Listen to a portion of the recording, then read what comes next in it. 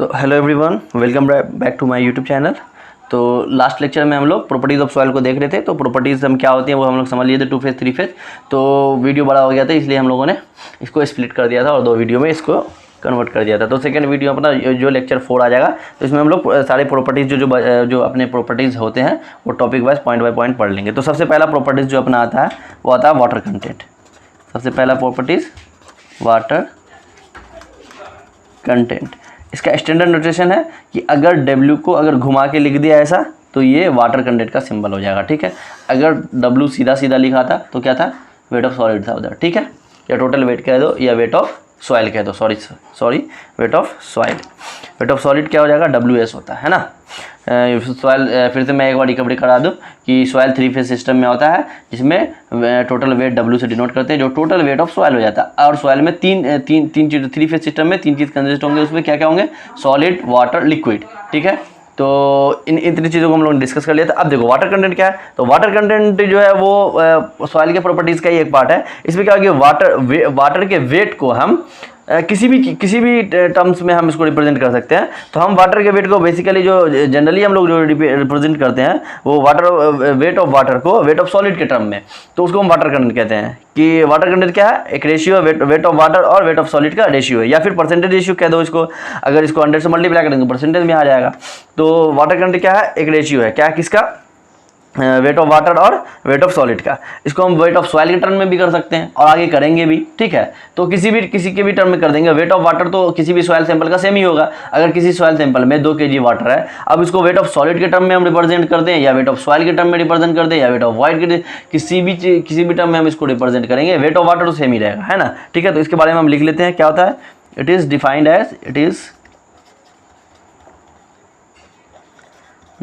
As इधर थोड़ा ठीक दिख रहा, it is defined as the ratio of, ये क्या है, रेशियो है, ratio of weight of water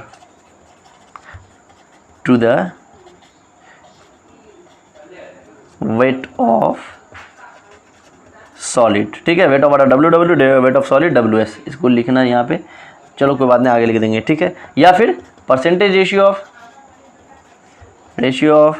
weight of water and weight of solid, इसको क्या कहते हैं, वाइड रेशियो कहते हैं। वाइड रेशियो का स्टैंडर्ड नोटेशन क्या था, स्मॉल w क्या होता है, ratio weight of water to the weight of solid.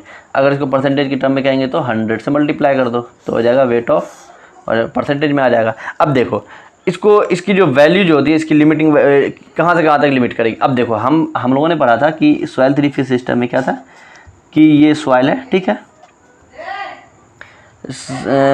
ये पूरा सॉइल है, ये सॉलिड हो जाएगा, ठीक है। थोड़ा कन्फ्यूज़न मुझे भी हो जाता कभी कभी यार लिखते लिखते। तो ये सॉलिड और सॉइल हो गया, ठीक है। ये क्या है अपना, अगर इसको हम मान लेते हैं वाटर और ये एयर। तो अब देखो वेट ऑफ वाटर कंटेंट जो है उसकी वैल्यू कहाँ से कहाँ तक आ जाएगी। अगर वाटर का जो वेट है वो सॉलिड के वेट ऑफ सॉलिड नीचे में है, तो वाटर का वेट ऐसा कभी हो सकता है कि वाटर का वेट सॉलिड के वेट से ज़्यादा हो सकता है। कब, अगर सॉइल 2 फेज सिस्टम में है और इसमें इतना सही सॉलिड है और पूरा वाटर है, तो यहाँ पे तो वेट ऑफ वाटर ज़्यादा हो गया, wait of water is more than wait of solid. या कभी ऐसा भी हो सकता है कि ये सॉइल है, ये पूरा सॉलिड है और इतना ही वाटर है, तो कम भी हो सकता है। लेकिन और देख लो, कभी ऐसा भी हो सकता है कि ये सॉइल का एग्जाम्पल है जिसमें ये सॉलिड है और ये एयर है, यानी सॉइल क्या हो चुका है, ड्राई सॉइल के केस में क्या हो जाएगा कि अपना वाटर का जो वेट है बिल्कुल ही 0 हो जाएगा। तो सॉइल देखो, वाटर का जो वेट है, वाटर कंटेंट जो है, सबसे पहले वाटर के वेट को देखते हैं। तो वेट ऑफ वाटर जो है ये 0 भी हो जा रहा है कब, ड्राई सॉइल के टर्म में। ये 1 हो जाता है कब, जब सेचुरेटेड हो जाता है। ये मोर देन 1 भी हो सकता है, ठीक है। ये सॉलिड के वेट के बराबर भी हो सकता है, ये सॉलिड के वेट के बराबर भी हो सकता है, और ये सॉलिड के वेट से ज़्यादा भी हो सकता है इस टर्म में कि सॉलिड थोड़ा सा ही पूरा वाटर है, सॉलिड के वेट के बराबर भी हो सकता है जितना ही सॉलिड होता है वाटर। तो यहाँ पे हम इसका लिमिट जो देखेंगे ये थोड़ा सा रफ हो जाएगा, ठीक है। तो इसका लिमिट जो होगा वाटर कंटेंट का वो कहाँ से कहाँ तक वेरी कर रहा है, 0 भी हो रहा है, 0 से 0 भी हो रहा है ट्राई केस में, और 100 से ज़्यादा भी हो जाए, 100% से ज़्यादा, यानी 1 से ज़्यादा या 1 अगर परसेंट के टर्म में ना बोला जाए तो 1% के टर्म में बोला जाए तो 100%। ठीक है, तो वाटर कंटेंट की जो वैल्यू जो वेरी करती है वो हमेशा 0 के बराबर भी हो सकती है और हमेशा 0 से बड़ी भी हो सकती है, 0 से छोटी नहीं होगी, 0 के बराबर हो जाएगी। ठीक है, तो ये माइनस में तो निगेटिव तो हो नहीं सकता है, तो वाटर कंटेंट की वैल्यू 0 से मोर देन इक्वल टू 0% होगी वेट ऑफ वाटर कंटेंट की जो वैल्यू होगी। ठीक है, अब देखो इसी चीज़ को हम जो है वाटर कंटेंट को ही, वाटर कंटेंट क्या है, वेट ऑफ वाटर 100 को परसेंट के टर्म में छोड़ देते हैं, weight of water to the weight of solid. अब हम इसमें क्या करते हैं कि दोनों तरफ 1 1 ऐड करते हैं, 1 plus water content is equal to, इधर भी 1 और इधर भी 1 plus weight of water to the weight of solid. अब एलसीएम लेते हैं तो क्या हो जाता है, 1 plus water content is equal to, इधर आ जाएगा weight of solid plus weight of water upon weight of solid. ठीक है, अब देखो एक चीज़, weight of solid plus weight of water is equal to total wait हुआ ना, क्यों, देखो टोटल वेट होगा वेट ऑफ वाटर प्लस, देखो यहाँ से देखो wait of water, wait of solid, wait of water, weight of air. चूंकि ये डेंसिटी की इसकी 1.2 के आसपास होती है तो इसको हम लोग नेग्लिजिबल और 0 कंसीडर कर लिए थे, तो टोटल वेट ऑफ सॉइल जो हो जाता है क्या हो गया था, weight of solid plus weight of water. तो weight of solid plus weight of water को हम क्या लिख सकते हैं, टोटल वेट, और टोटल वेट को कैपिटल W से डिनोट किया, total weight upon weight of solid. तो अब अपना क्या हो जाता है कि 1 plus water content is equal to total weight upon weight of solid हो जाता है। यहाँ से हम लोग वेट ऑफ सॉलिड को निकाल सकते हैं, क्या आ जाएगा, वेट ऑफ सॉलिड हो जाएगा total weight upon 1 plus water content.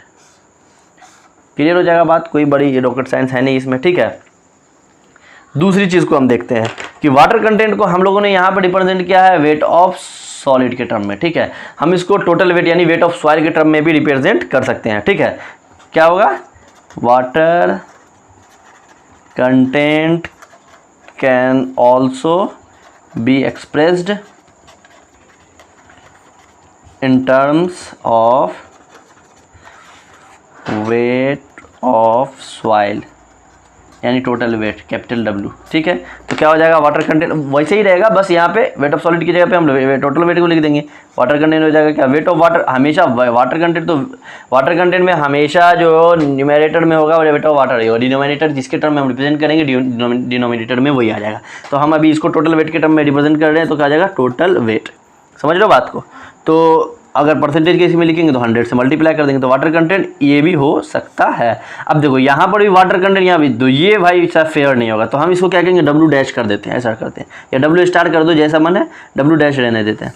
तो ये इन water content in terms of weight of soil, ये water content in terms of weight of solid. ठीक है, दोनों ही वाटर कंटेंट है। ठीक है, दोनों ही वाटर कंटेंट है। अब लेकिन यहाँ पे देखो, यहाँ पे ये लिखा है, इसका मकसद क्या है, तो वाटर कंटेंट की जो वैल्यू थी वो 0 भी हो सकती है अगर सॉलिड के केस में, और क्या हो सकती है 100 से ऊपर यानी 1 भी हो सकती है, परसेंटेज के टर्म में 100 हो जाए, 1 × 100 100%, और 100% भी हो सकती है, और 0 भी हो सकती है, या 0 से 1 और 0 के बीच में भी हो सकती है, या 0% और 100% के बीच में भी हो सकती है। ये केस हम लोगों ने देखा था। लेकिन water content in terms of weight of soil जो होगा वो क्या होगा, थोड़ा इसमें चेंजिंग आएगा। ठीक है, चेंजिंग क्या आएगा कि ये इसी एग्जांपल को देखते हैं कि अगर ऐसा केस आ जाए तो क्या होगा, वेट ऑफ सॉलिड, तो ये हो जाएगा weight of solid in terms of total weight यहाँ पे भाई साहब अभी क्या हो जा रहा है, 0 नहीं हो रहा है। ठीक है, सॉरी उल्टा कर दिया, वेट ऑफ वाटर यहाँ पे 0 रहेगा, लेकिन टोटल वेट क्या होगा, टोटल वेट हो जाएगा weight of air plus weight of solid, तो एयर का कंटेंट हम लेते ही नहीं है, तो ये तो 0 हो सकता है भाई, यहाँ पे क्लियर हो जा रहा है, 0 हो सकता है। क्यों, क्योंकि वाटर कंटेंट यहाँ पे वेट ऑफ वाटर तो है ही नहीं कुछ, तो 0 हो सकता है, तो वाटर कंटेंट 0 के बराबर हो सकता है। ठीक है, अब 0 से बड़ा हो सकता है क्या, बिल्कुल हो सकता है, कि अगर ये केस आ जाए तो वाटर कंटेंट क्या हो जाएगा, W वेट ऑफ वाटर यहाँ पे अपॉन वेट ऑफ सॉलिड, नहीं यहाँ पे टोटल वेट है, यानी टोटल का वेट है, तो यहाँ पे ये 1 के बराबर अभी तो नहीं हो रहा, बिल्कुल भी नहीं हो रहा है, क्योंकि टोटल वेट जो है वो 1 के बराबर तभी होगा जब weight of water to the weight of soil दोनों बराबर हो जाए। कभी ऐसा हो सकता है कि वेट ऑफ वाटर जो है, वाटर का वेट और पूरा वाटर, एयर और सॉलिड, या फिर अगर एयर ना भी हो, सेचुरेटेड हो इस क्रम में भी, तो भी ये वाटर टोटल वेट जो होता है वो total weight of water plus weight of solid तो होगा ही, ठीक है। तो कभी भी वेट ऑफ वाटर जो है वेट ऑफ सॉलिड 0 हो नहीं सकता है, तभी तो सॉइल ही नहीं कहलाएगा। तो समझ लो बात को, वेट ऑफ वाटर जो होगा तो वो कुछ ना कुछ हो, ठीक है, लेकिन टोटल वेट जो है वो वेट ऑफ वाटर के बराबर हो ही नहीं सकता, क्योंकि wait of water total wait जो होगा वो क्या है, कंबाइंड टर्म है वेट ऑफ वाटर और वेट ऑफ सॉलिड का। टोटल वेट की बात बोल रहे हैं, ठीक है, इसकी बात कर रहे हैं यहाँ पे। इसकी टोटल वेट जो होगा वो कभी भी वेट ऑफ वाटर के बराबर नहीं हो सकता है। Weight of solid wait of water के बराबर हो सकता है, इसलिए ये 100% हो सकता है इस केस में, समझ रहे हो। इस केस में लेकिन weight of water total weight of soil के बराबर नहीं हो सकता, क्योंकि total weight of soil weight of water plus weight of solid कम से कम तो होना ही चाहिए अगर सॉइल सैचुरेटेड हो। तो अगर सॉइल सैचुरेटेड नहीं है 3 फेज सिस्टम में तो एयर का भी वेट है, एयर का वेट नेग्लिजिबल होता है, चलो ठीक है, लेकिन वेट ऑफ वाटर और वेट ऑफ सॉइल तो आएगा ही। तो इस टर्म में हमारा जो ये है 0 के बराबर तो हो सकता है और 0 से बड़ा भी हो सकता है, लेकिन 1 से नीचे रहेगा। तो ये water content in terms of weight of soil ये हमेशा छोटा होगा 100% से, या 1 से अगर परसेंट, या फिर 0%, या फिर 0 less than equal to water content less than 1 अगर परसेंटेज के टर्म में ना बात किया जाए तो, ठीक है। थोड़ा यहाँ पे लेंदी हो गया होगा, लेकिन इसको मैनेज कर लो। तो ये था अपना water content in terms of weight of soil भी और water content in terms of weight of solid भी, सॉइल के wait of solid wait of soil भी, ठीक है।